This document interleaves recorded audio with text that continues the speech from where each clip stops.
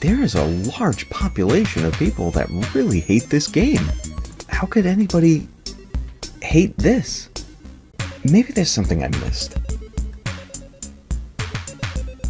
Let's pop this in. Let's see what I missed.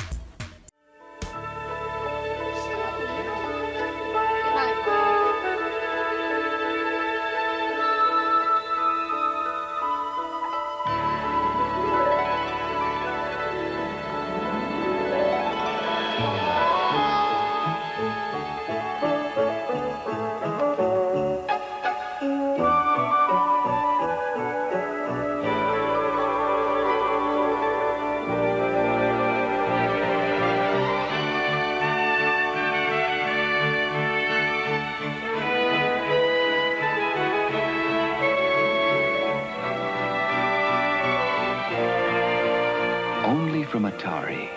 Made especially for systems from Atari. The video game that lets you help E.T. get home. Just in time for Christmas. Happy holidays from Atari. Christmas time in the 80s was an amazing time in the world. So to get a video game as a gift was a big deal, especially getting a video game of a movie that you love. So here we have E.T. on the Atari 2600, one of the most infamous titles in video game history. There's a very famous story about this game, about its development, about a landfill that housed millions of copies of this game because of the failure that was this game. But I honestly didn't find out about this quote-unquote failure until I was an adult. When I got this game as a kid, I loved it. And honestly, I still love this game to this day. But I am fully aware that there are plenty of reasons not to like this game. Like any other Atari game, when you fire it up, you need to figure out what to do. And unlike most Atari games, this game had some pretty good graphics. There was a lot to see in this game, and a lot of things that, right off the bat, you kind of know what you're looking at, especially E.T. Now, why E.T. is green, that I'm not sure. I'm pretty sure the Atari was able to show the color brown, but hey, you know what? Maybe that had something to do with the rush development. As you walk around, there's a couple of people following you. One of them, I believe, most people figured out right away was Elliot, the little boy in the movie coming around, but these other two people, you have to figure out why it is that they're going after E.T. and why you keep falling into these holes. Now, this person in particular who takes you doesn't seem to really have any effect on you other than the fact that they drag you to that point in the stage, and then you have to go back to wherever you came from. The other guy coming after you is a whole nother story, and we will get into that. So, how do you play this game? Well, if you notice, as you move around, the symbols at the top of the screen continuously change. And E.T. has the ability to raise his head up, extending his neck like he does in the movie. That is what the button is for on the Atari controller, and what happens is, depending on what symbol is at the top of the screen, there'll be a different effect. If it's an arrow, when you press the button, you're going to move in that direction to the next screen within the game. If there's a question mark, you'll notice a little light that appears in one of the holes. So out of curiosity, you go into the hole, and all of a sudden, there's an object. And now you have another symbol at the top of your screen that starts to build up. If you collect enough of these, it looks like it says E.T., but it looks like a phone. Well, what was the point of the movie? E.T. phone home. You want to get E.T. home. So what you're trying to do is find all the parts to create the device to phone home. Just like the movie. Now, the guy in the trench coat takes those parts away from you, so it creates a big issue. And if you spend too much time roaming around, you're going to run out of energy and E.T. dies. Energy is represented by the draining numbers at the bottom of the screen. Every time you take a step, it goes down. If you go faster, it goes down faster. So being pulled away from your objective is actually a major issue. And if you keep dying, you have to kind of start over with what you were doing. Elliot will come and revive you, but you only have so much energy. Now, there actually is a way to gain some energy back, and that's in the form of the little dots that you see sometimes on screen. Those were actually Reese's Pieces, just like in the movie. If you raise your neck at a certain point when the symbol looks like E.T.'s heart, the Reese's Pieces will be eaten, and you get some more energy back, which is nice. So you want to collect as many of them as possible. Now, something I've never understood in this game, when it came to those Reese's Pieces, was if you have any and you call Elliot, Elliot will come up to you, walks up to E.T., and takes the Reese's Pieces.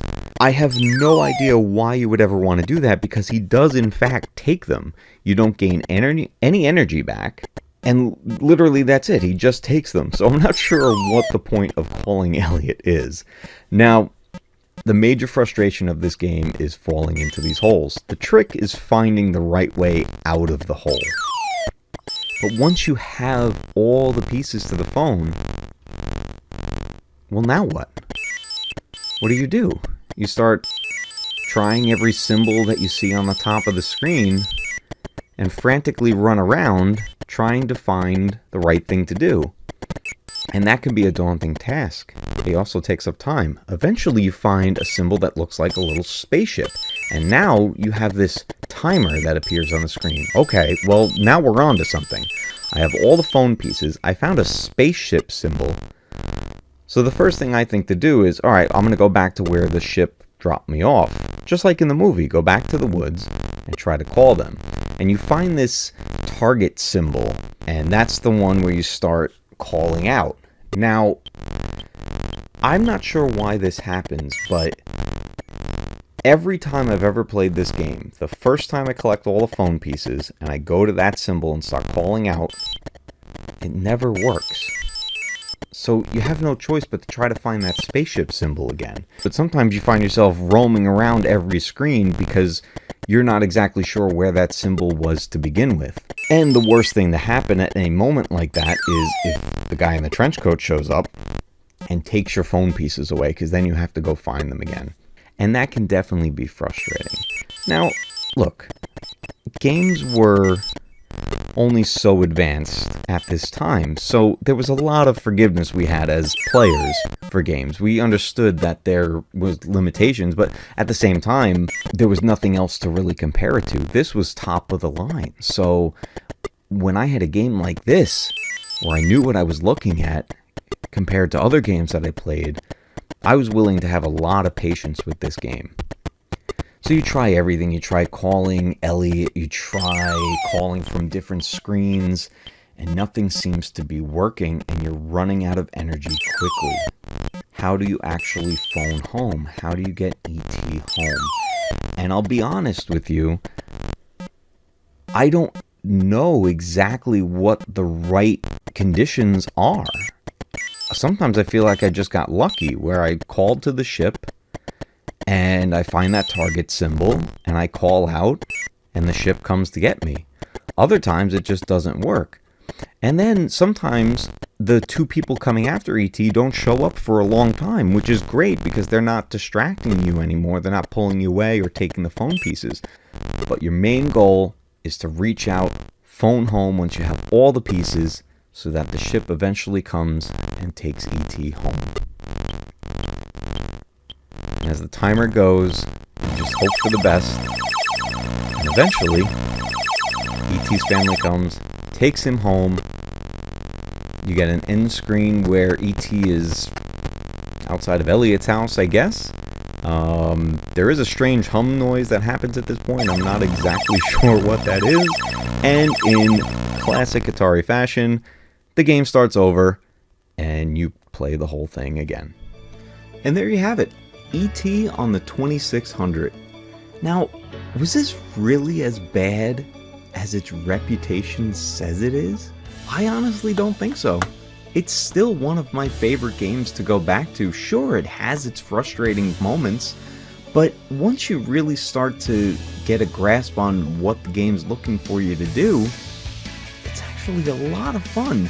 Sure, I still have some questions about why does this happen or why doesn't that happen in the game even to this day, but still, it holds a lot of fond memories for me from back in the day. Getting that game as a gift was amazing, And you know what?